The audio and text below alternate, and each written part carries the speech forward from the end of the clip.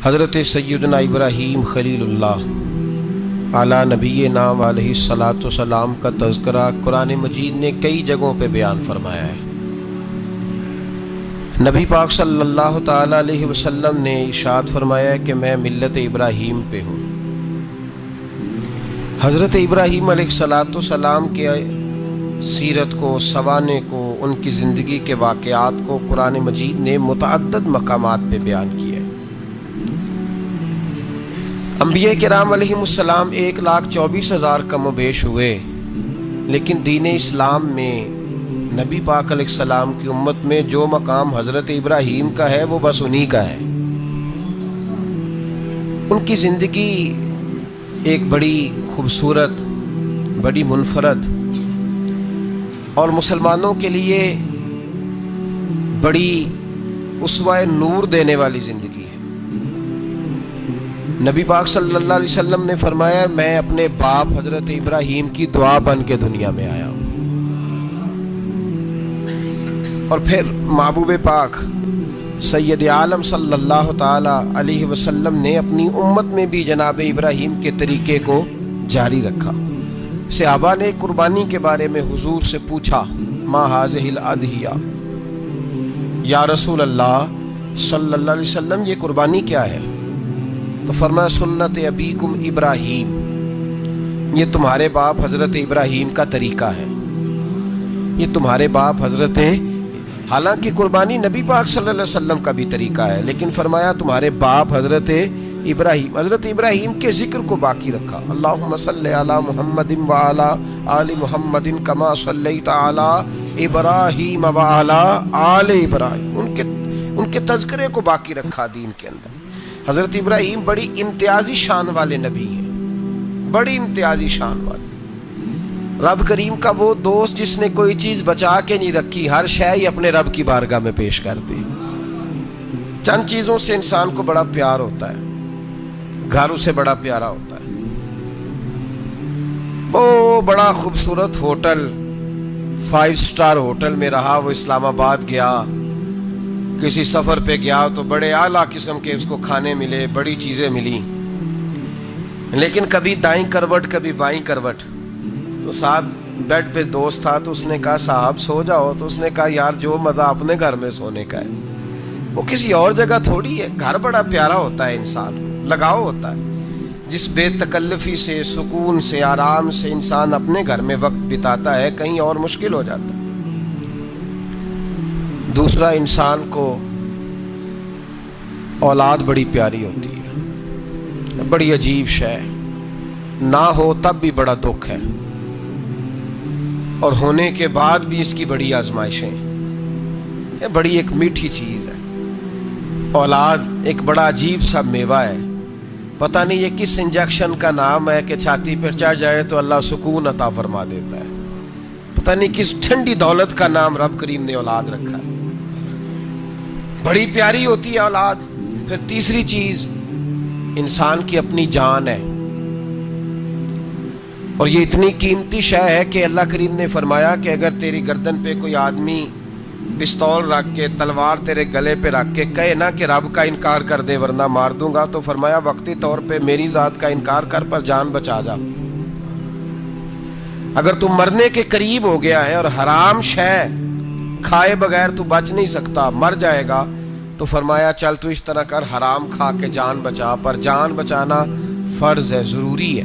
وطن بڑا پیارا، اولاد بڑی پیاری، جان بڑی پیاری، پر حضرت ابراہیم سے رب کریم نے فرمایا چل ابراہیم کوئی چیز دے، تو کہا یا اللہ تینوں ہی تیرے نام پہ قربان کرتا ہوں، تیری ہوئی ساری، ہر شے تیری۔ حضرت ابراہیم نے دین کے لیے، آپ شہر بابل کے قریب پیدا ہوئے تھے، وہاں سے مصر آئے، مصر سے فلسطین آئے، اور فلسطین سے آ کر کے کعبہ آباد فرمایا۔ زندگی سفروں میں گزری، سفر ایک تکلیف والی چیز ہے، پر حضرت ابراہیم نے وطن چھوڑ دیا، گھر چھوڑ دیا۔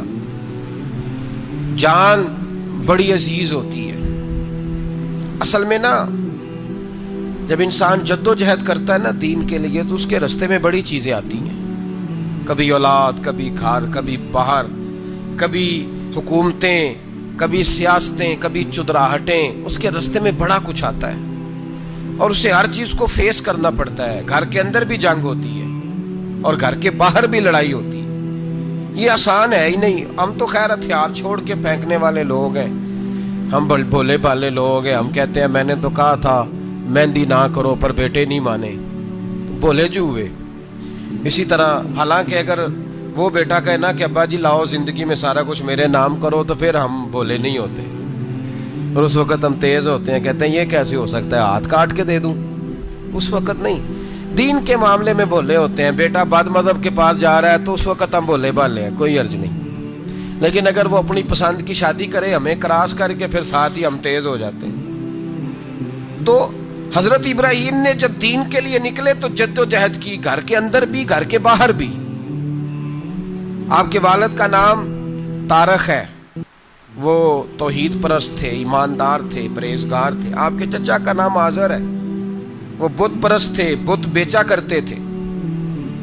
حضرت سیدنا ابراہیم علیہ السلام جب میدان عمل میں نکلے تو حضرت ابراہیم علیہ السلام نے اپنے گھر سے جہاد شروع کیا. لڑنا پڑا. گھر کے اصولوں سے چچا نے جو رواج بنائے ہوئے تھے اس رواج سے ٹکرائے. فرمایا میں اپنے گھر کے اندر یہ بت پرستی نہیں ہونے دیں گا. چچا کو ایک دفعہ نہیں بار بار 100 دفعہ سمجھایا. آپ کا چچا بت بنا کے بیچا کرتا تھا. حضرت ابراہیم علیہ السلام تھوڑے بڑے ہوئے تو کہنے لگا کہ چلو میرے ساتھ، تم بھی بت بیچنے ہیں، ہمارا کاروبار ہے. حضرت ابراہیم ساتھ نکلے تو بت پکڑا ہے. گندے پانی کے اندر اس بت کو ڈبوتے ہیں، کہتے ہیں کسی نے خریدنا ہے تو خرید لو، نہ یہ نفع دے سکتا ہے نہ نقصان دے سکتا ہے. جو اپنا آپ نہیں بچا سکتا تمہیں کیا بچائے گا، خریدنا ہے تو خرید لو. چچا کہنے لگا تو کاروبار چمکا رہا ہے کہ تباہ کر رہا ہے. گھر میں بڑے معاملات خراب ہوئے، جھگڑے ہوئے، لیکن حضرت ابراہیم علیہ السلام ایک منٹ کے لیے بھی اپنے گھر کے اندر بھی کمپرومائز کرنے کو تیار. یہ تھوڑا مشکل میں نے پہلو چھیڑ دیا ہے، یہ تھوڑا مشکل پہلو چھیڑ دیا ہے. بڑا سمجھدار آدمی ہے پر بیوی سے پردہ نہیں کرا سکتا. سیانا ہے، پنچایت کا بندہ ہے، جو اس سے آپ کہیں گے وہ بات یہ سنائے گا، لیکن کہتا ہے نہیں جی میں نے کوشش کر لی ہے. کس قسم کی کوشش ہے صاحب، یہ کیسے ہو گیا؟ حضرت ابراہیم علیہ السلام نے گھر کے اندر سے فرمایا نہیں کرنے دوں گا. گھر کے اندر بھی ٹکرائے. فرمایا تم جو بھی ہو پاش پاش کیا چچا کے اصولوں کو. اور باہر جب نکلے تو صرف علاقے کے چیئرمین سے نہیں ٹکرائے، ایم پی ایم این اے وزیر مشیر سے نہیں ٹکرائے. سپر پاور نمرود دنیا کا واحد حکمران تھا اس وقت، دوسرا کوئی حکمران ہی نہیں تھا. اکیلے حکمران سے جا کر ٹکرائے. کوئی ساتھ فوج نہیں تھی، کوئی ساتھ ان کے طاقت بظاہر دنیا داری کی کوئی نہیں تھی، پر حضرت ابراہیم جا کے ٹکرائے. اور میرے رسول پاک صلی اللہ علیہ وسلم نے سند بیان کی. فرمایا افضل الجہاد کلمۃ الحق عند سلطان الجابر. فرمایا سب سے افضل جہاد یہ ہے کہ تو ظالم بادشاہ کے سامنے کھڑے ہو کے حق بات بیان کر دے. یہ سب سے بڑا جہاد ہے. یہ سب سے افضل الجہاد کلمۃ الحق عند سلطان الجابر، سب سے بڑا جہاد. حضرت ابراہیم کھڑے ہو گئے، سپر پاور سے ٹکرائے. یہاں ہم لوگ حکمتوں کا شکار ہیں، دیکھیں گے، کریں گے، سوچیں گے. اور مولوی صاحب کو ویسے کہتے ہیں آپ پرہیز کریں سیاسی باتوں سے. بھئی اللہ کے ہر نبی نے جا کے وقت کے ظالم حکمران کو لتاڑا ہے، للکارا ہے. یہ تو مشن انبیاء ہے. حضرت سیدنا ابراہیم علیہ السلام نے اس کو جا کے کہا کہ تو جھوٹ بولتا ہے، تو جھوٹا ہے، تو خدائی کا دعویٰ کرتا ہے، تو بہت بڑا ظالم ہے. اور قرآن مجید نے اس ساری بات کو بیان فرمایا. حضرت ابراہیم علیہ السلام سے کہنے لگا میں رب ہوں. تو آپ نے فرمایا میرا رب تو وہ ہے جو زندہ کرتا اور مارتا ہے. تو پھر آپ حق بات بیان کریں گے تو اللہ مارے گا کہ بندہ مارے گا؟ کچھ بھی نہیں ہوتا، کیونکہ زندگی موت کس کے ہاتھ میں ہے؟ اللہ کے ہاتھ میں. زندگی موت اللہ، کچھ بھی نہیں ہوتا. انسان صحیح سمت کا تعین کرے اور صحیح چلے. حضرت علی شیر خدا سے کسی نے کہا تھا کہ آپ کے بڑی دشمنی ہے، کوئی محافظ رکھ لیں. آپ فرمانے لگے موت خود بہت بڑی محافظ ہے، وقت سے پہلے آتی ہی نہیں. بڑی محافظ ہے، وقت سے پہلے. علامہ نورانی رحمۃ اللہ تعالیٰ علیہ کراچی جیسے شہر میں رہا کرتے تھے، جہاں گام گام پہ خطرہ تھا. لوگوں نے کہا حضرت اتنے بڑے لیڈر ہو, آپ کی جماعت کی 62 سیٹیں ہوئی قومی اسمبلی میں, ایک ایسا وقت بھی آیا تو کوئی ایک آدمی بندوق والا. آپ فرمانے لگے مجھے ضرورت ہی نہیں, اس لیے کہ جس خدا رسول کے لیے میں نکلا ہوں وہ خود ہی حفاظت کرنے والے ہیں, ضرورت نہیں ان چیزوں. تو بھائی حضرت ابراہیم ٹکرائے, اور آپ کا انداز کیا ہے؟ جا کے کہا کہ تو نہیں, خدا وہ ہے جو زندہ کرتا. اور اس نے ایک بیوقوفوں جیسی دلیل دی. ایک آدمی کو کل پھانسی دینی تھی تو اس کو بلایا, کہنے لگا تجھے کب پھانسی ہے؟ اس نے کہا کل. کہنے لگا جا تجھے آزاد کیا, زندگی دی, اس کو چھٹی دے دی. ایک عام آدمی بیچارہ بیٹھا تھا, اس کو پکڑ کے نا کہنے لگا اس کی گردن اڑا دو. کہنے لگا دیکھ لو میں بھی زندہ کرتا اور مارتا ہوں, وہ جو کل مرنے والا تھا میں نے زندہ کر دیا ہے, اور جس کو پتہ ہی نہیں تھا کہ میں نے مرنا ہے اسے پکڑ کے میں نے مار دیا ہے. یہ بیوقوفوں جیسی دلیل ہے. حضرت سیدنا ابراہیم علیہ السلام چاہتے تو اسی وقت دلیل توڑ دیتے کہ تو کیا بیوقوفوں جیسی بات کر رہا ہے, اگر تو زندگی دیتا ہے تو مرے ہوئے میں جان ڈال کے دے جس کو تو نے مارا ہے. لیکن حضرت ابراہیم نے دیکھا کہ بیوقوف ہے, بیوقوفوں سے بحث نہیں ہوتی, دلیل بدل لی جاتی ہے, ان کی عقل کے مطابق بات کی جاتی ہے. حضرت ابراہیم فرمانے لگے میرا رب وہ ہے جو سورج مشرق سے نکالتا ہے اور مغرب میں غروب کرتا ہے. تو اگر رب ہے تو تو مغرب سے نکال کے مشرق میں غروب کر. فبہت الذی کفر, کافر لاجواب ہو گیا, اس کے پاس اس چیز کا کوئی جواب نہیں تھا. علامہ اسماعیل حقی نے خوبصورت فقرہ لکھا ہے, خوبصورت, جان ڈال دی ایک جملہ کہہ کے. حضرت سیدنا علامہ اسماعیل حقی رحمۃ اللہ علیہ فرمانے لگے چونکہ نمرود بیوقوفوں جیسی باتیں کر رہا تھا, اگر وہ یہ کہہ دیتا نا کہ میں سورج کو نکالتا ہوں مشرق سے, میں غروب کرتا ہوں معاذ اللہ مغرب میں, میں نکالتا ہوں, تو آپ اپنے رب سے کہیے کہ وہ مغرب سے نکال کے مشرق میں غروب کرے. علامہ اسماعیل حقی فرماتے ہیں رب کریم کی آواز قدرت تھی, مالک حضرت ابراہیم علیہ السلام کے اس, اگر وہ کہہ دیتا اور حضرت ابراہیم دعا کر دیتے تو رب کریم نے فرشتوں کو تیار بٹھایا ہوا تھا. فرمایا اگر یہ کہہ دے میرے خلیل سے کہ سورج مغرب سے نکال کے مشرق میں غروب کرنا ہے تو تیار رہنا, جس طرح خلیل کہیں گے ویسے ہی کر دیں گے. واتخذ اللہ ابراہیم خلیلا, ابراہیم ہمارا دوست جو ہوا, جیسے کہے گا ویسے کر دیں گے. حضرت سیدنا ابراہیم علیہ السلام کی باتوں کا جب جواب نہ دے سکا, دلیل نہیں بندہ دیتا, پھر لڑائی کرتا ہے, پھر جھوٹے موٹے اعتراض کرتا ہے. دلیل ختم ہوتی ہے تو لوگ ذاتیات پہ اترتے ہیں, کہتے ہیں یہ کھانستا صحیح نہیں, دیکھتا صحیح نہیں. دلیل ختم, اب ذاتیات پہ اترے, کہنے لگے مجھے پتہ چلا ہے کہ یہ فلانی جگہ گیا تھا تو وہاں جا کے اس نے اس طرح کیا ہے. پھر لوگ ذاتیات پہ اترتے ہیں, جب دلیل کا جواب دلیل سے نہیں دے پاتے پھر ذاتیات پر اتر کر حملے کرتے ہیں. حضرت ابراہیم کے دلائل کا جواب نمرود نہ دے سکا تو کہنے لگا کہ اس کو آگ میں ڈال دو. قوم گئی ہوئی تھی ساری, آپ نے بات سنی ہوئی ہے, میں نے صرف اشارہ دینا ہے, میلے پہ. تو حضرت سیدنا ابراہیم علیہ السلام نے سارے بت توڑ دیے, کلاڑا بڑے بت کی گردن پہ رکھا.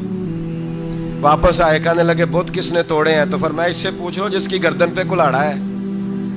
کہنے لگے یہ تو بول ہی نہیں سکتا. تو فرمانے لگے بڑے بیوقوف ہو, جو بولتا ہی نہیں, سنتا ہی نہیں, اپنا آپ نہیں بچا سکتا, اس کی پوجا کرتے ہو. کہنے لگے پکڑو, دلیلیں ختم ہو گئی, اس کو آگ میں ڈالو. بہت بڑی حویلی 45 فٹ مربع پہ مشتمل ایک حویلی بنائی گئی اور 45 فٹ اونچی. مختلف روایات, علامہ اسماعیل حقی کہتے ہیں کہ 3 مہینے تک نمرود نے کہا کہ اس کے اندر لکڑیاں ڈالو. لوگ پوچھنے لگے کتنی دنیا جلانی ہے؟ کہنے لگا بندہ تو ایک جلانا ہے, پر بندہ بڑا تگڑا ہے, ایک بندہ. 3 مہینے لکڑیاں ڈالی گئیں. اور لوگوں کی جو تہمات ہوتی ہیں نا وہ بڑی عجیب ہوتی ہیں. تہمات میں نے بڑی تفصیل سے رمضان المبارک میں گفتگو کی تھی. بدشگونی, تہمات لوگ لیتے ہیں. اس وقت بھی لوگ تہمات کا شکار ہو گئے. عقیدہ بگڑ جاتا ہے تو وہ عجیب و غریب باتیں کرنے لگتا ہے. تہمات کا شکار ہو گئے. بیبیاں نظر مانتی, میں بیمار ہوں, اگر صحیح ہو گئی تو اتنے من لکڑی دوں گی حضرت ابراہیم کی آگ جلانے کے لیے. ایک عورت لے کے جا رہی ہے لکڑیاں, تو ایک نیک دل آدمی نے اس سے پوچھا کہاں جا رہی ہو؟ کہنے لگی میں نے منت مانی تھی تو حضرت ابراہیم अलैहिस्सलाम को माज़ अल्लाह जलाने के लिए लकड़ियाँ लेके जा रही हूँ, तो वो रब करीम के बंदे कहने लगे तू ढूंढती रहेगी, तुझे वो जगह मिलेगी नहीं। वो बीबी कई महीने घूमती रही, जगह ही नहीं मिली जहाँ लकड़ियाँ डालनी, मारी गई। तो हम्माद का शिकार हुए बहुत सारे लोग। तो हम्माद का भाई, तो हम्माद दीन के अंदर मना है। तो हम्माद दीन में कोई नजर मानना, कोई किसी बुजुर्ग के मजार पे जाके साले सवाब के लिए कोई चीज मानना, ये तो दुरुस्त हुआ। लेकिन गैर शरी नजरें मान लेना कि मैं आग के गिर्द चक्कर लगाऊंगा, मैं जनाब वहां जाके ये वाला तमाशा करूंगा, मैं धागा बांधूंगा, मैं रस्सा काटूंगा, मैं वहां गंदे औं से पानी पीऊंगा, इनकी शरीयत इजाजत, ये तो हम्मात हैं, बदशगुनी है, दीन में इनकी कोई गुंजाइश। आप नजर मानने से पहले भी किसी आलिम से राब्ता करें कि मैं मन्नत मांगने लगा हूं तो कैसे माननी चाहिए, उसका तरीका पूछें। ऐसे ही गलत चीज की मन्नत थोड़ी मान ली जाएगी। बहरहाल आमदाम बरसरे मतलब हजरत इब्राहिम के लिए आग जलाई गई, 45 फुट ऊंची आग है, परिंदा भी ऊपर से गुजरता है तो नीचे गिर जाता है जल के। इतने दिन लगा के आग जलाई गई। अब हजरत इब्राहिम को जलाया जाने लगा है। यहाँ तो मौजे है ना, जो किसी इदारे का सरबराह है उसके लिए मौज है, किसी जगह ऑफिसर बन गया तो मौज है, पीर साहब के लिए मौज है, अल्लामा साहब के लिए मौज है, खतीब साहब के लिए मौज है। जलना किसको पड़ता है? वाली कोई नहीं रहा इल्ला माशाअल्लाह। वो लोग गुजर गए जो तकलीफें सह के काम करते थे, गुजर गया जमाना। हजरत सैयदना इब्राहिम अलैहिस्सलाम को जलाया जाने लगा है, तो अब इतनी बड़ी आग है तो डालें कैसे? शैतान ने तजवीज दी कि मंजनीक बनाओ, मंजनीक, बड़े बड़े बांस बांध के उनके नीचे रस्सा बांधो। वो जिस तरह झूलने के लिए झूला बनाया जाता है, इस तरह एक मंजनीक पुराने जमाने में उसमें पत्थर रख के फेंके जाते थे दुश्मनों पे। वो मंजनीक बनाई गई कि दूर से हजरत इब्राहिम को फेंकेंगे। हाथ हजरत इब्राहिम के बांध दिए, पांव मुबारक बांध दिए, पूरी जमीन पे एक नाम लेने वाला खुदा का, और उसको आज रस्सियों में जकड़ा हुआ है। जब फेंका जाने लगा ना आग में, हूरें रोने लगी, फरिश्ते तड़पने लगे, ए अल्लाह ये क्या होने लगा है? एक तेरा खलील और वो भी आग में। फरमाया जाओ जाके उससे कहो अगर तुम्हारी मदद लेता है तो उसे बचाओ। हवा का फरिश्ता आया, कहा इब्राहिम अगर तू कहे। ओ भाई, इन चीजों को कहानी समझ के ना सुना करें, ये दास्तान नहीं, ये वो तरीके हैं जो हमारे रसूल ने हमें अपनाने का हुक्म इरशाद फरमाया है। जो अकीदे, ये वो नजरियात है जो हमें ओढ़ने को कहा गया। अपने रब करीम की रिजा पे राजी रहने के ये वो खूबसूरत मवाके हैं सूफिया ने जिनको बनाकर समझाकर हम तक पहुंचाया है। ये है अहले तरीकत की बातें। वो कहते हैं यार जिस हाल में रखे राजी रहना है। हजरत इब्राहिम अलैहिस्सलाम को फेंका जा रहा है, फरिश्ता आया, ए अल्लाह के खलील अगर हुक्म दो तो इतनी हवा चलाऊं कि नमरूदी जल जाए सारे, आग उन पे फेंक दी जाए। आपने फरमाया तू जा, तुझसे मुझे कोई काम नहीं। थोड़ी देर के बाद पानी का फरिश्ता आया, कहा हुजूर इतनी बारिश बरसाऊंगा कि आग बुझ जाएगी। फरमाया तू जा, तुझसे कोई काम नहीं। अब जब मंजनीक में रख दिए गए, आग में जाने का लम्हा है, तैयारी है, हजरत जिब्रील अमीन हाजिर खिदमत हुए। कहा इब्राहिम कोई हाजत? फरमाया तुझसे कोई नहीं। कहा चलो मुझसे नहीं तो रब करीम से ही बात कर लो, मुझे पता है मैं छोटा हूं, आप मुझसे मदद क्यों लोगे, रब करीम से ही बात कर ले। तो हजरत इब्राहिम कहने लगे जिब्रील ये बता, रब को नहीं पता उसका खलील किस हाल में है? उसे नहीं पता मैं किस हाल में हूं, मेरे हाथ बंधे हैं, पैर बंधे हैं आग में, उसे नहीं पता। बताया तो उसे जाता है जिससे खबर ना हो। तो अगर उसे पता है, तो अगर वो जलाने पे राजी है तो मैं भी जलने को तैयार हूं, मैं तैयार हूं, मैं तैयार हूं। उसे कहो ठीक है।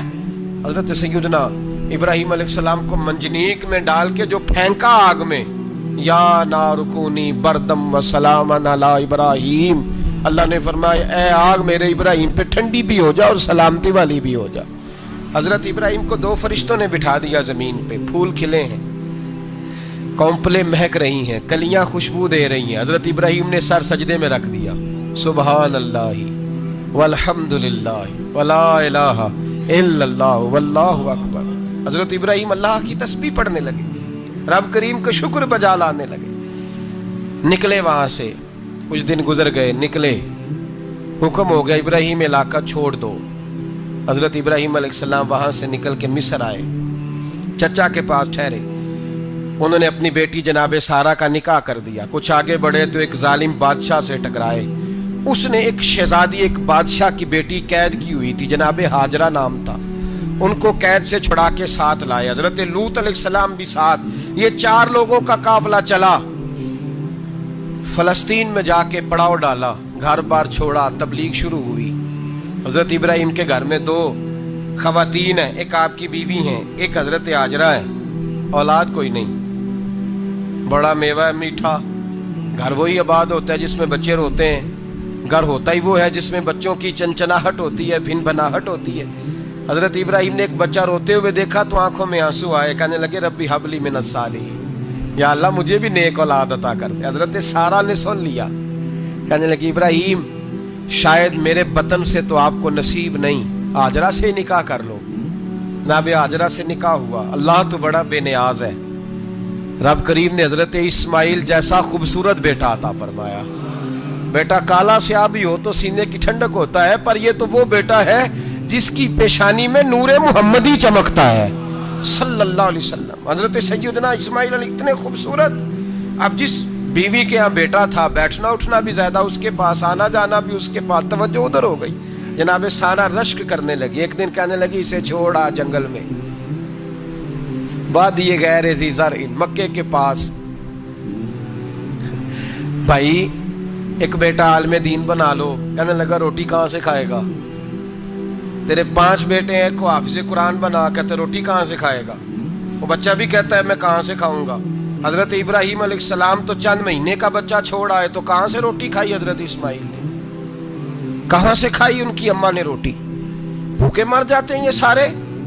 میں بڑی ذمہ داری سے کہا کرتا ہوں کہ جتنی خوبصورت روٹی اللہ کریم دین کے خادموں کو عطا کرتا ہے شاید کسی اور کے نصیب ہوتی ہو, لیکن ہم لوگ توجہ ہی نہیں کر رہے. ہمارا ذوق ہی نہیں بن رہا.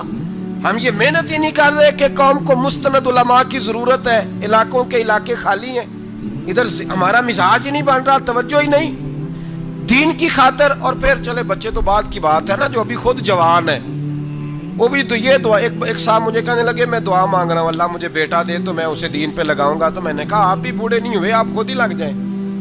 بیٹا تو ابھی آئے گا تو لگے گا نا. تو آپ تو اس وقت ہے تو آپ تو پہلے لگے نا صاحب. 2 گھنٹے تو نکال کے آئے, دین سیکھنے کو کافی ہے. آپ اتنی لمبی سوچ رہے ہیں کہ بچہ آئے گا تو بڑا ہوگا تو وہ جائے گا تو دیکھی جائے گی. ابھی تو آپ ہیں تو آپ تو آؤ. حضرت ابراہیم نے بچہ وہاں چھوڑا. یہاں سے جو عمرہ کرنے لوگ جاتے ہیں نا, جو حج کرنے جاتے ہیں, ان کو پتا ہے کہ وہاں دنیا کی ہر نعمت ملتی ہے, پھر بھی ڈبل ٹرپل پیسے لوگ جیبوں میں ڈال کے جاتے ہیں.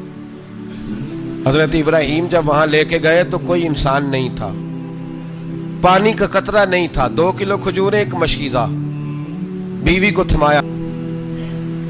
ہمارے گھر میں ہزاروں چیزیں پڑی ہیں, لیکن وہ جو توکل ہے نا وہ ختم ہو گیا ہے. اللہ دے گا, حلال حلال پہ قناعت کرے, جائز جائز پہ بھروسہ کرے, رب کریم عطا کرنے والا ہے. وہ مزاج ختم ہو گیا. حضرت سیدنا ابراہیم علیہ السلام 2 کلو کھجوریں, ایک مشکیزہ پانی کا دے کر کے, اور وہاں بٹھایا آپ نے اپنے بچے کو اور اپنی زوجہ جناب ہاجرہ کو, اور بٹھا کر کے یہ واپس پلٹنے لگے. تو حضرت ہاجرہ سلام اللہ علیہ نے آواز دی, کہا ابراہیم کس کے سہارے پہ چھوڑ کے جا رہے ہیں؟ جہاں آب زمزم کا کنواں ہے نا, جو لوگ گئے ہیں جنہوں نے صفا مروہ کی صحیح کی ہے, صفا مروہ سے باہر نکلے نا, سرکار کی ولادت کا مقام ہے, اس جگہ پہ آب زمزم کا کنواں تھا. وہاں حضرت سیدنا ہاجرہ کو بٹھایا. کوئی چیز نہیں, کوئی درخت نہیں, کوئی کھیت نہیں, کوئی پانی نہیں, کوئی کنواں نہیں. وہاں بٹھایا اور بٹھا کر کے نکلنے لگے تو جناب ہاجرہ فرمانے لگی ابراہیم کس کے سہارے پہ چھوڑ کے جا رہے ہو؟ کہنے لگے اللہ کے سہارے پہ. تو پاک باز بی بی نے ایک لفظ پوچھا, کہا ابراہیم یہ میرے رب کا حکم ہے, یہ میرے, بس جن کا عقیدہ توحید مضبوط ہو ان کے لیے ایک جملہ کافی ہوتا ہے, یہ میرے اللہ کا حکم ہے. تو جناب ابراہیم علیہ السلام فرمانے لگے ہاجرہ ہاں رب کا حکم ہے. جب یہ لفظ کہے تو چاہیے تھا نا حضرت ابراہیم تسلی دیتے, تو بی بی صاحبہ تسلی دینے لگی, عرض کرنے لگی ابراہیم اگر اللہ کا حکم ہے تو پھر آپ ہماری فکر نہ کرنا. اگر یہ رب کا حکم ہے تو پھر ہماری فکر نہ کرنا. جس رب نے ہمیں یہاں تک پہنچایا ہے وہ ہمیں کبھی بھی ضائع نہیں فرمائے گا. پھر فکر نہ کرنا. حضرت ابراہیم آ گئے, بات آپ نے سنی ہوئی ہے, اشارہ کرنا مقصود ہے. 13 سال میں چلے مان بھی لیا جائے بعض روایات کی روشنی میں کہ آتے جاتے بھی رہے, لیکن مکمل دیکھ بھال اپنے بچے کی پرورش میں پورا حضرت ابراہیم علیہ السلام کا کردار, سارا کردار ماں کا تھا. میں جب خواتین کے بارے میں کوئی بات کرتا ہوں تو میں آپ کو اکثر کہتا ہوں کہ یہ صرف بیوی کے لیے حکم نہیں ہوتا, یہ ٹریننگ بیٹی کو دینی ہے اور بہن کو دینی ہے. یہ تربیت کرے اپنے گھر میں. میں تجربے کی روشنی میں یہ بات عرض کیا کرتا ہوں کہ بھائی بچے باپ کے فرما بردار اس وقت ہوتے ہیں جب اماں انہیں باپ کا فرما بردار کرتی ہے, اور بچے باپ کے نافرمان بھی تب ہوتے ہیں جب اماں انہیں باپ کا.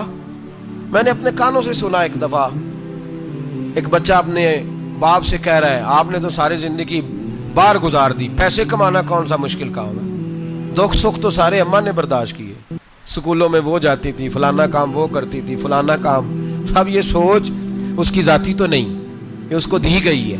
اور اگر اس کو یہ سوچ دے دی جائے کہ اماں کہے کہ میں تو اپنوں میں رہی ساری زندگی, میں نے تو اپنوں میں وقت گزارا, اور تیرا باپ تو کئی دفعہ جنازے بھی نہیں پڑھ سکا, اس نے تو ماں باپ ایسے دفن کر دیے, وہ اگر یہ سوچ فراہم کرے تو پھر بچہ باپ کا فرما بردار ہوتا ہے. اور یہ والی روایتیں ہم بیوی کو سناتے ہیں, حالانکہ کس کو سنانی چاہیے بولیے؟ بہن اور بیٹی کو. بہن اور بیٹی کو سنائیں یہ باتیں, ان کو سمجھائیں تاکہ آگے جا کے وہ جو گھر ترتیب دیں وہ گھر بڑا عمدہ اور نکھرا ہوا ہو. حضرت سیدنا ابراہیم 13 سال کے بعد آئے, چونکہ گھر میں اللہ تبارک و تعالیٰ کی دوستی کا چرچا تھا, اللہ تبارک و تعالیٰ کی محبوبیت کا غلبہ تھا. 13 سال کے بعد فلما بالغ معہ السعی, بیٹا جب اتنا بڑا ہوا کہ سال چلنے لگا تو حضرت ابراہیم نے اپنے بیٹے کو بلا کے کہا بیٹا مجھے خواب آئی ہے, میں تجھے ذبح کر رہا ہوں, تیری کیا رضا ہے؟ تو حضرت اسماعیل کہنے لگے یا ابت افعل ما تؤمر, ابا جی اللہ جیسے حکم دیتا ہے میرے ساتھ ویسے ہی کریں, جیسے اللہ حکم دیتا ہے ویسے ہی بولیے ویسے ہی کریں. حضرت حاجرہ کو کہا کہ ایک دوست نے دعوت کی ہے تو وہاں جا رہے ہیں, بی بی مطمئن ہے, تفصیلات کی ضرورت نہیں, ختم بات, اعتبار ہے, مطمئن ہو گئی. شیطان پیچھے سے آیا اماں کے پاس, ذرا تھوڑی دیر کے لیے تصور جمائیے,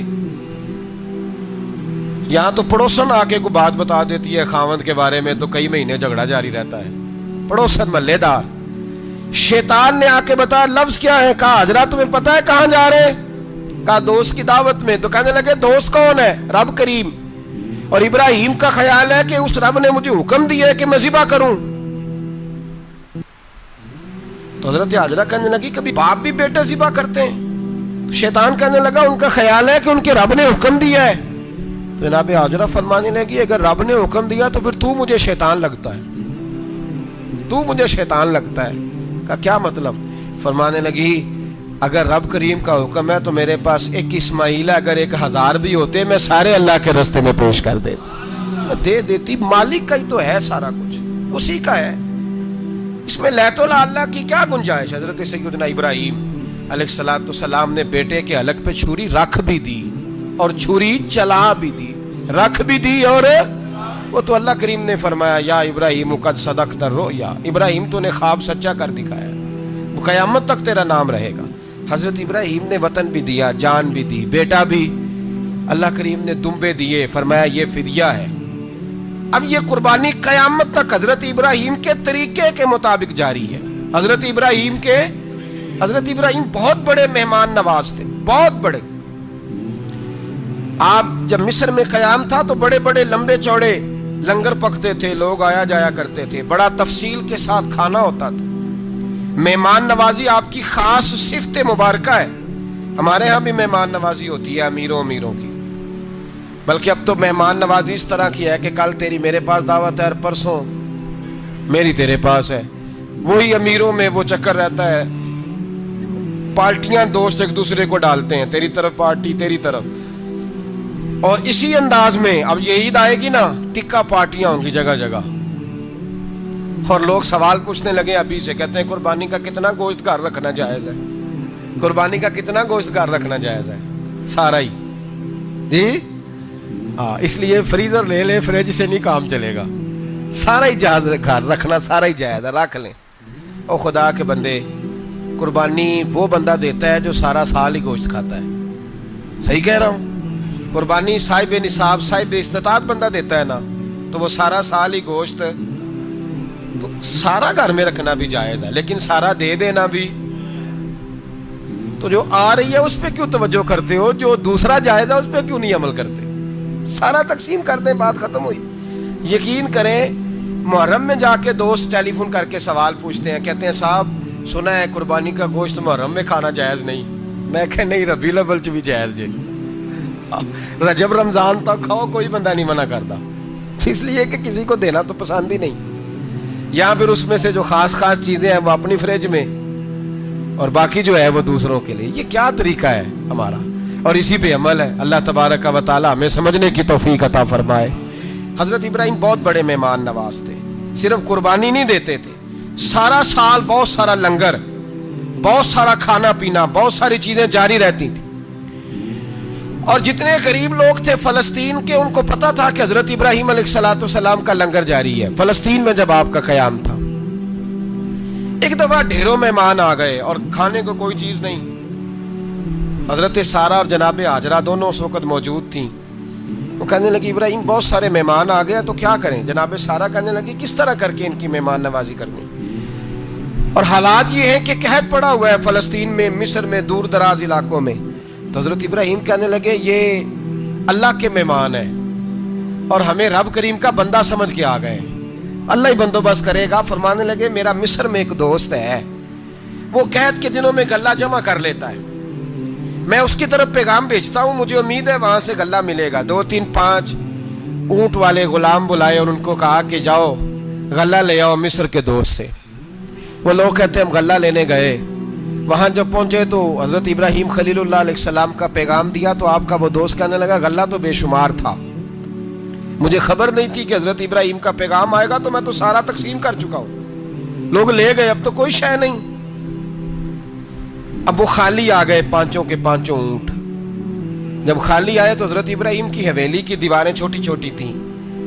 ان غلاموں میں سے, خادموں میں سے, آپ کے ان چاہنے والوں میں سے ایک کہنے لگا یار وہ غریب تو انتظار کر رہے ہوں گے کہ غلہ لینے گئے ہیں, ہمیں روٹی ملے گی. چھوٹی چھوٹی دیواریں ہیں, وہ جب دیکھیں گے نا خالی آ گئے تو انہیں تکلیف ہوگی. اس طرح کرو بوریوں میں ریت بھر لیتے ہیں, ریت بھر کے لے جاتے ہیں, بعد میں اندر رکھ کے انہیں سمجھا بہلا لیں گے یا حضرت ابراہیم کو بتائیں گے, وہ خود ہی ان لوگوں کی دلجوئی فرمائیں گے. اب غلہ کی جگہ ریت بھر کے اونٹوں پہ رکھ کے لائی گئی. لا کے بوریاں جب رکھ دی گئیں, حضرت ابراہیم علیہ السلام دوپہر کے وقت آرام فرما رہے تھے. بی بی سارہ اٹھی, کہتی ہیں جب میں نے دیکھا نا کہ بوریاں پہنچ گئی ہیں تو گئی, غلام کو ساتھ لیا اور اس کو جب کھولا نا تو کہتی اتنی حسین گندم میں نے پہلے کبھی دیکھی نہیں تھی, اتنا پیارا دانا میں نے کبھی ملاحظہ ہی نہیں کیا تھا. فرماتی ہیں جب اس کو پیس کر چکی میں روٹیاں پکائیں تو خوشبو دور دور تک پھیل گئی. اعلیٰ غذا بنی, بڑے بڑے کھانے بیبیوں نے مل کے پکائے, چن دیے گئے. حضرت ابراہیم اٹھے تو لوگ کھانا کھا رہے ہیں, سجدہ شکر ادا کیا, اور جب سجدے میں گئے تو وحی آنے لگی, پھر رونے لگے.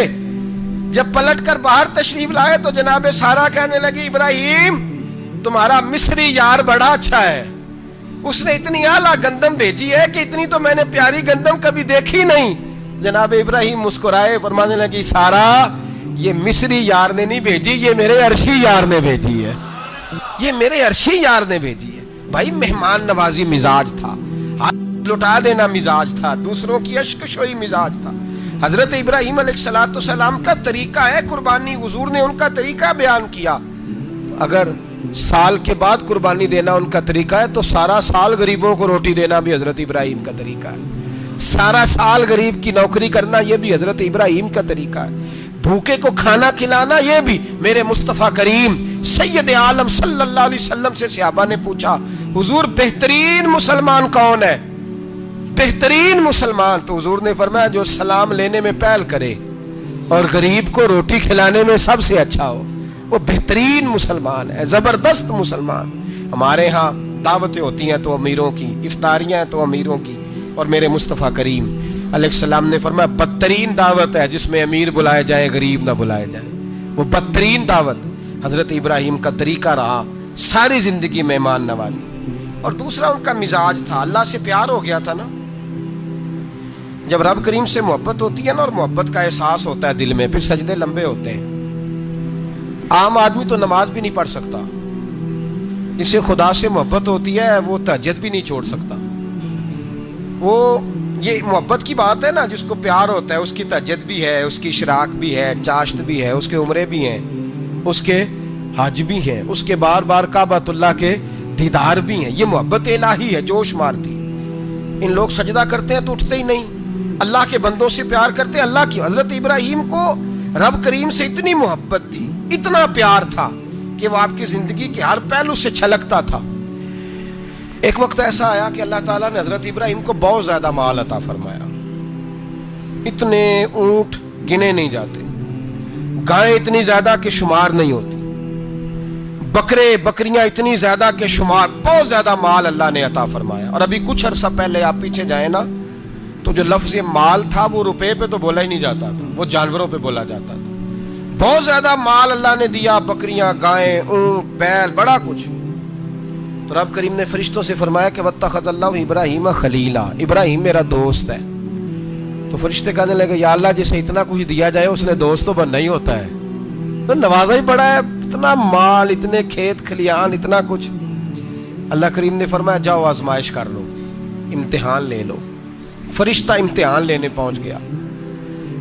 حضرت ابراہیم کے جانور چر رہے ہیں چراگاہ میں, حضرت ابراہیم بھی ہیں, غلام بھی ہیں, بہت بڑا ریوڑ ہے.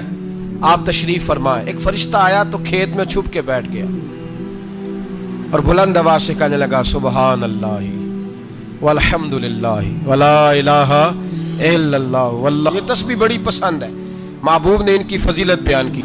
اب وہ حضرت سیدنا ابراہیم علیہ السلام کھڑے تھے تو وہ کھیت میں بیٹھ کے تسبیح پڑھنے لگا سبحان اللہ والحمد للہ ولا الہ الا اللہ. حضرت ابراہیم کہنے لگے یہ میرے رب کا نام کون لے رہا ہے, بڑی اس کی میٹھی آواز ہے, بڑی, کون ہے؟ ڈھونڈنے لگے, گھومتے گھومتے اس کے پاس چلے گئے. فرشتہ انسانی شکل میں, تو میرے رب کا ذکر کر رہا تھا؟ اس نے کہا میں ہی کر رہا تھا. فرمانے لگے یار ایک دفعہ پھر نہیں کرتا؟ تو کہنے لگا ابراہیم پہلے تو میں اپنی مرضی سے کر رہا تھا, تو کہتا ہے تو پیسے لگیں گے, پیسے ہیں تو کر دیتا ہوں. حضرت ابراہیم کہنے لگے بول تو کیا لے گا, میرے اللہ کا ذکر سنانے کا کیا لے گا؟ کہنے لگا جتنی بکریاں آپ چرا رہے ہیں ساری دے دے تو میں اللہ کا ذکر سنا دیتا ہوں. آپ نے فرمایا بس جا تیری ساری ہوئی, میرے رب کا ذکر سنا. اور پھر شروع ہو گیا سبحان اللہ الحمدللہ ولا الہ الا اللہ واللہ اکبر. حضرت ابراہیم علیہ السلام کیف میں, یار پھر ذرا سنا, نا علما وچ پھسا سانو, تو یار دی گل سنا سانو, ذرا دوبارہ سنا. پھر سنایا, ایک دفعہ پھر کہا.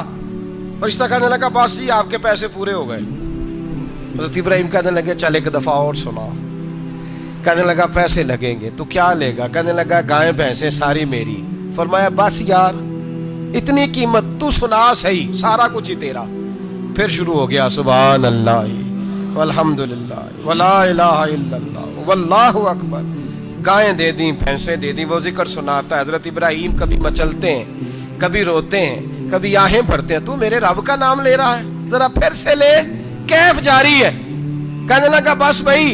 حضرت ابراہیم فرمانے لگے تو اور لے لے جو لینا ہے, مجھے ذکر سنا. اس نے کہا ابراہیم بکریاں میں لے چکا, گائے بھینسیں میں لے چکا, اونٹ رہ گئے, سارے لے لوں گا پھر ذکر سناؤں گا. فرمایا جا تیرا ہوا تو ذکر سناتا رہ, میں دیتا ہوں. دے دیا, کچھ دیر ذکر کیا تو اب خاموش ہو گیا. حضرت ابراہیم خلیل اللہ علیہ السلام فرمانے لگے ذکر سنا. کہنے لگا ابراہیم اب تیرے پاس دینے کو کیا ہے, ہر چیز تو میں لے چکا. آپ فرمانے لگے یہ گائے بھینسیں بکریاں چرانے کے لیے تجھے کوئی نوکر ملازم بھی تو چاہیے نا, تو اس طرح کر مجھے رکھ لے, میں روٹی نہیں مانگوں گا, کھانا نہیں مانگوں گا, تو اللہ کا ذکر سناتا رہنا, میں تیرے جانوروں کی نوکری کرتا رہوں گا. حضرت ابراہیم علیہ السلام نے جب یہ کہا نا, فرشتے کی آنکھوں میں آنسو آ گئے. تر دامنی پہ شیخ ہماری نہ جائیے, ہم دامن نچوڑ دیں تو فرشتے وضو کریں.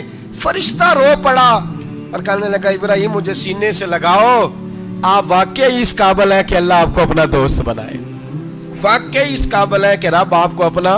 حضرت ابراہیم علیہ السلام کا خدا سے محبت کرنے کا نرالا انداز. اور میرے بھائی यही मोहब्बत उन्हें मेरे मुस्तफ़ा से भी थी।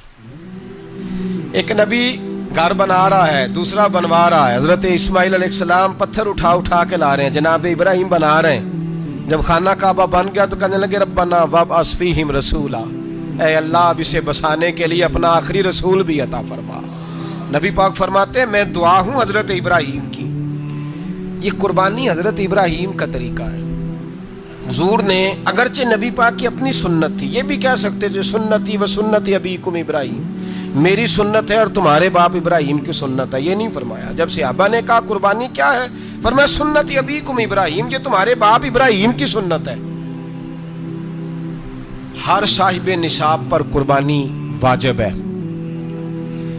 जो ज़कात का निसाब रखता हो उस पर कुर्बानी वाजिब है, यानी ज़रूरियात से ज़्यादा इतने पैसे, जितने पैसों से ज़कात फ़र्ज होती है उतने पैसे जिस आदमी के पास कुर्बानी से पहले पहले आ जाए उस आदमी पर कुर्बानी करना वाजिब है। बकरा, छतरा, दुम्बा 1 साल का या दुम्बा 6 महीने का हो पर इतना बड़ा महसूस होता हो कि लगे कि 1 साल का है, उसकी कुर्बानी हो सकती है। जानवर में कोई ऐब नहीं होना चाहिए, इतना कमज़ोर ना हो कि ज़िबा जहाँ उसे करना है वहाँ वो चल के जा ना सके, इतना कमज़ोर जानवर ना हो, उसके अंदर बज़ाहिर कोई इतना बड़ा नक्स ना पाया जाता हो, काना ना हो, लंगड़ा ना हो, कोई उसकी हाथ ना कटे हुए हो, ऐसा नक्स जो वाज़े हो। बकरा 1 साल का, गायें और भैंस ये 2 साल की, ऊँट 5 साल का। अब इसमें यह है कि हमारे बहुत सारे दोस्त, चूँकि हम देहाती लोग हैं तो पूछते हैं कि दोंदा नहीं है तो चौगा नहीं है, तो ये हमारी पंजाबी की इस्तिलाहात हैं, पंजाबी की। शरीयत इस्लामिया ने साल बताए हैं, ये तो हमने अपनी आसानी के लिए या देहातों में जो माहौल था इस तरह का जानवर लें, खूबसूरत जानवर लें। जो निसाब है वो भी मैंने आपको बताया, लेकिन एक और पहलू भी है। नबी पाक सल्लल्लाहु अलैहि वसल्लम पे ज़कात कभी फ़र्ज नहीं हुई, कभी हुजूर पे ज़कात फ़र्ज नहीं हुई। नबी पाक सल्लल्लाहु अलैहि वसल्लम के पास इतना सरमाया कभी इकट्ठा हुआ ही नहीं कि ज़कात फ़र्ज हो। लेकिन नबी पाक के सहाबा फरमाते हैं कि मदीने के 10 सालों में अल्लाह के रसूल ने हर साल कुर्बानी फरमाई है, हर साल कुर्बानी दी। और जिस साल हुजूर हज करने गए उस साल अल्लाह के नबी ने 63 ऊँट ज़िबा फरमाए। और हुजूर सल्लल्लाहु अलैहि वसल्लम जब ऊँट ज़िबा करने लगते ना तो सहाबा कहते हैं ऊँट खुद दौड़ के हुजूर के सामने आके लेट जाता और नबी पाक उसे ज़िबा करते और फरमाते हैं एक दूसरे को धक्के देते ऊँट के, पहले मैंने जाना है ज़िबा होने के लिए, पहले मैंने, उन्हें पता था कि जो मुस्तफ़ा के हाथों ज़िबा होगा वो तो दायमी ज़िंदगी पा जाएगा, यहाँ भी वहाँ भी जिंदा। 63 ऊँट ज़िबा किए। एक ऊँट में कितनी कुर्बानियाँ होती हैं? 7। अब 63 को 7 से ज़रब दोगे तो कितनी बनेगी? और फिर नबी पाक सल्लल्लाहु अलैहि वसल्लम ने 10 साल मदीना मुनव्वरा में कुर्बानी दी, हर साल। अब वो 63 ऊँट, एक ऊँट में 7 कुर्बानियाँ, हर साल यहाँ कुर्बानी। और मौला अली शेर खुदा फरमाते हैं नबी पाक 2 कुर्बानियाँ देते। मैंने कहा हुजूर 2 जानवर ज़िबा कर रहे हैं आप, तो हुजूर ने फरमाया एक मेरी तरफ से, एक मेरी उम्मत की तरफ से, गरीबों की तरफ से। और हजरत अली को हुजूर ने वसीयत फरमाई तू 2 दिया करेगा। या रसूल अल्लाह सल्लल्लाहु अलैहि वसल्लम मैं गुलाम हूँ, खादिम हूँ। हुजूर ने फरमाया अली एक तूने अपनी देनी है, एक मेरी तरफ से देनी है। 2 कुर्बानियाँ। मौला अली ने भी सारी जिंदगी 2 कुर्बानियाँ दी। हजरत अली भी माल के निसाब नहीं थे, अपना मकान ही नहीं था, कोई कारोबार नहीं था, कई दिन फाके रहते थे, पर कुर्बानियाँ कितनी देते थे? 2। हमारे पास वैसे अगर ससुराल में, मेके में, कज़नों में कुछ शादी हो जाए तो 50-60 हज़ार का खर्चा बराबर है, वो पक्का है। और कुर्बानी की बारी गरीब हो गए, सारे गरीब हो गए, कहते नहीं यहाँ मुश्किल है। और खुदा के बंदे अल्लाह के साथ तिजारत कर, उसके रास्ते में 1 देगा, रब तुझे 70 गुना इजाफा के साथ अता फरमाएगा। कुर्बानी माल के निसाब पे है। कोशिश किया करें कि अल्लाह के रास्ते में जब देना हो फिर लैतुल अल्लाह से बचें, खूबसूरत जानवर लाएं। जिनको अल्लाह ने तौफीक दी है उनके लिए नसीहत है, जिनको अल्लाह ने तौफीक दी।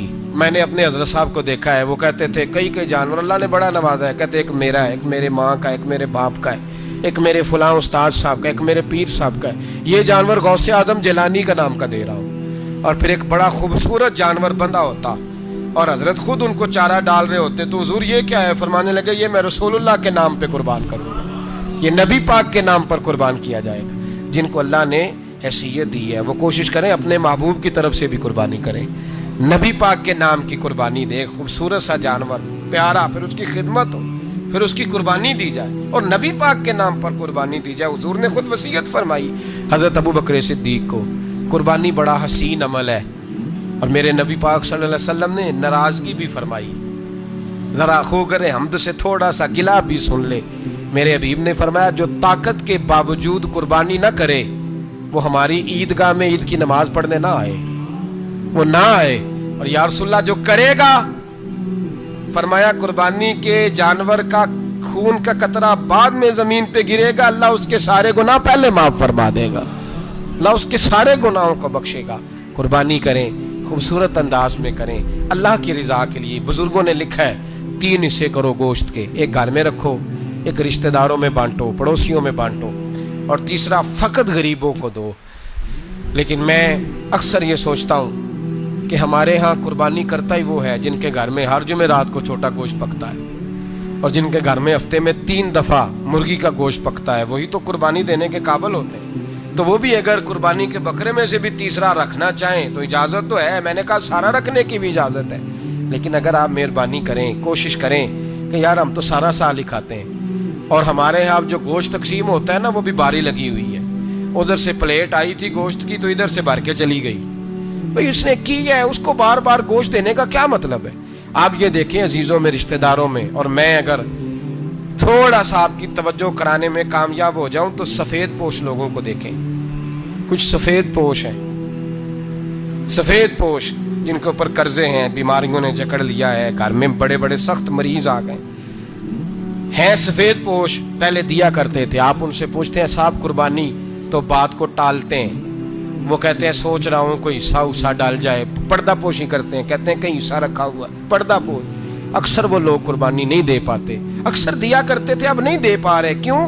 इसलिए कि मुश्किलात ऐसी आ गई। उन लोगों का ख्याल करें, उनके घरों तक गोश्त पहुँचा के आएँ, उन पर तवज्जो करें। वो सफ़ेद पोश आदमी कभी जिक्र नहीं करेगा।